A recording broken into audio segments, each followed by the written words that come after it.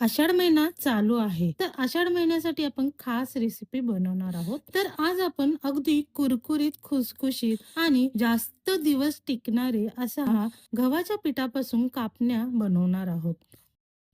चहा सोबत तर अप्रतिम लागतात हे खायला किंवा मधल्या वेळेस एक छोटीशी भूक असली ना, एकदम कुरकुरीत अशी मस्तपैकी कापण्या खाल्लात ना, की पटकन भूक आपली मिटून जाईल. असे मस्त खुसखुशीत कापण्या कसे बनवायचे ते आज आपण बघणार आहोत. त्यासाठी व्हिडिओ कुठेही स्किप न करता अगदी शेवटपर्यंत नक्की पहा. आवडल्यास आपल्या चॅनलला एक लाईक देखील नक्की करा. चला तर मग वेळ न घालवता आपण रेसिपी सुरू करूया. तर पहिल्यांदा पीठ मळण्याच्या अगोदर आपण गुळाचं पाणी तयार करून घेणार आहोत. तर 1 वाटी मी इथं गुळ घेतलेला आहे. गॅसवरती पातेलं गरम करायला ठेवलेलं आहे. त्याच्यामध्ये ही 1 वाटी गूळ घालणार आहे. 1 वाटी गुळाला 1 वाटी मी पाणी घालणार आहे आणि गूळ चांगला आपल्याला पाक तयार करायचा नाहीये, फक्त की गूळ गरम करून घ्यायचा आहे, की जेणेकरून त्याच्या ज्या आपण गाठी असतील ना गुळाच्या, ते पूर्णपणे पाण्यामध्ये वितळून जातील. फक्त आपल्याला गूळ इथे वितळून घ्यायचा आहे. हा गूळ वितळला, एक उकळी आली, की हा आपल्याला गूळ पूर्णपणे थंड करण्यासाठी ठेवून देणार आहोत. तर बघा मस्तपैकी पूर्णपणे गूळ आपला वितळलेला आहे. जर थोडेसे खडे राहिले असतील तर असे चमच्याने दाबून त्याला सुद्धा फोडून घेऊया. आता हे गॅस मी बंद केलेला आहे. पातेल्यातच किंवा तुम्ही एका मोठ्या प्लेटमध्ये काढून पूर्णपणे थंड करण्यासाठी ठेवून देऊया. आता आपण ह्याच्यासाठी कणिक भिजवण्यासाठी घेऊया. तर एक भांड घेतलेलं आहे मी पीठ मळण्यासाठी. तर त्याच्यामध्ये साधारणपणे मी 2 वाट्या गव्हाचं पीठ मस्तपैकी चाळून घेतलेलं आहे. 2 वाटी गव्हाच्या पिठाला मी 1 वाटी बेसन पीठ घेतलेलं आहे. हे सुद्धा आपल्याला त्या गव्हाच्या पिठामध्ये टाकायचं आहे. चवीनुसार मीठ टाकायचं आहे. अर्धा चम्मच सुंठ आणि बडीशेपची पावडर घ्यायची, ते घालायचं. 1 चम्मच वेलची पावडर घालायची आणि हे सर्व आपल्याला छानसं एकजीव मिक्स करून घ्यायचं आहे. मग ह्याच्यामध्ये आपल्याला पाव कप एकदम कडकडीने गरम तेल आहे ना, ते घालून घ्यायचं आहे आणि पीठ मग ह्याच्यामध्ये आपल्याला पाव कप एकदम कडकडीने तापलेलं तेल घालायचं आहे. म्हणजेच की पिठामध्ये आपल्याला मोहन घालून घ्यायचं आहे. लक्षात ठेवायचं आहे, मोहन घालताना एकदम कडकडीने तेल तापलेलं असावं. थंड अजिबात तेल घालायचं नाही. नाहीतर आपल्या कापण्या खूप जास्त तेलकट होतील आणि कडक होणार नाही. तेलामध्ये जर टाकल्या तळायला की जास्त करून तेल सोचलं जाईल. मोहन आपल्याला घालताना कडकडीने तेलाचंच मोहन आपल्याला वापरायचं आहे. साधारण छानपैकी आपल्याला मिक्स करायचं आहे. नॉर्मल जेवढं आपल्याला हाताला गरम सहन होईल तेवढं थंड केल्याच्या नंतर मस्त हाताने चोळून चोळून आपल्याला ह्या पिठामध्ये संपूर्ण पिठामध्ये तेलाचं मोहन एकसारखं लावून घ्यायचं आहे. मस्तपैकी चोळून चोळून आपल्याला हे पीठ मिक्स करून घ्यायचं आहे. मग लगेच आपण जे गुळाचं पाणी केलेलं आहे ते पण आता आपलं मस्तपैकी थंड झालेलं आहे.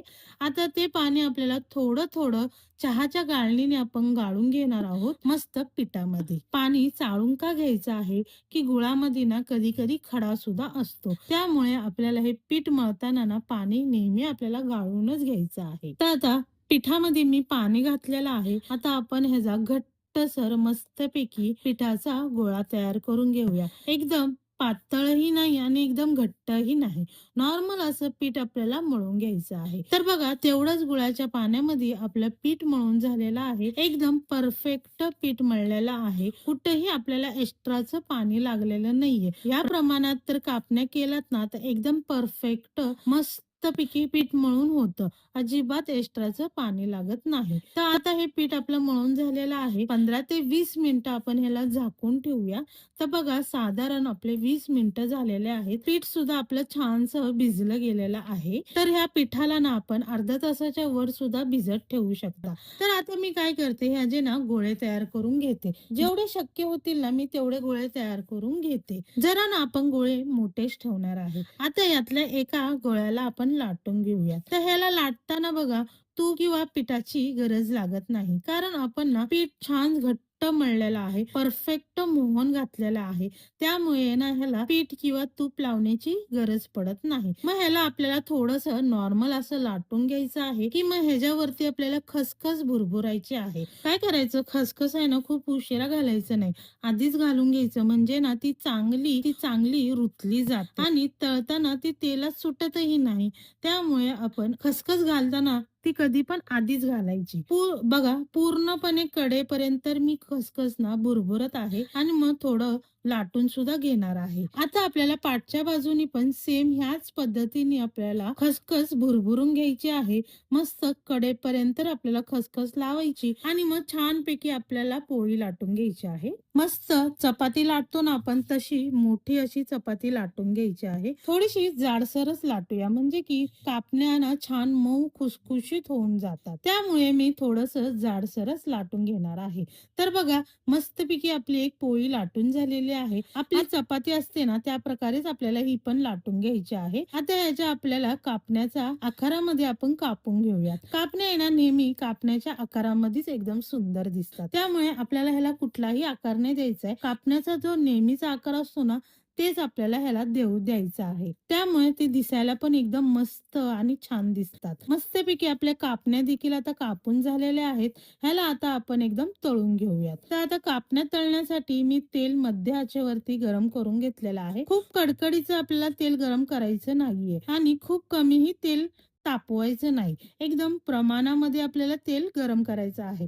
जसं आपण बालुशाही त्याच पद्धतीने आपल्याला कापण्या तळण्यासाठी तेल गरम करायचं आहे. आता बघा आपण एक गोळी टाकून बघूया. तर गोळी पटकन वरती नाही आली आणि जरा 5 मिनिटांनी त्याला बुडबुडे सुटू लागले की म्हणजे आपलं परफेक्ट चांगलं तेल गरम झालेलं आहे. आता ह्याच्यामध्ये आपण एक एक जेवढ्या मावतील तेवढ्या आपण कापण्या ना तळून घेऊया. तर कापण्या सोडल्या लगेच 2 मिनिटं त्याला हलवून घ्यायचं आहे आणि आलटी पलटी करून छान गोल्डन रंगापर्यंत आपल्याला तळून घ्यायचं आहे. बघा मंद आचेवरतीच मी तळत आहे. साधारणपणे 2 ते 3 मिनिटं किंवा जास्तीत जास्त 5 ते 6 मिनिटं आपल्याला ह्या कापण्या तेलामध्ये तळून घ्यायच्या आहेत. मस्त एकसारखा रंग आला, मस्तपैकी एकसारखा रंग आलाय की कापण्या देखील सुंदर दिसतात. तर बघा मस्तपैकी आपल्या कापण्याला किती छानसा रंग आलेला आहे. एकसारखी एक बाजू सगळीकडून आपली परफेक्ट असं कापण्यात तळलेल्या आहेत. आता आपण ह्याला एका प्लेटमध्ये घालून घेऊया आणि ह्याच तेलामध्ये आपण बाकीच्या कापण्या सुद्धा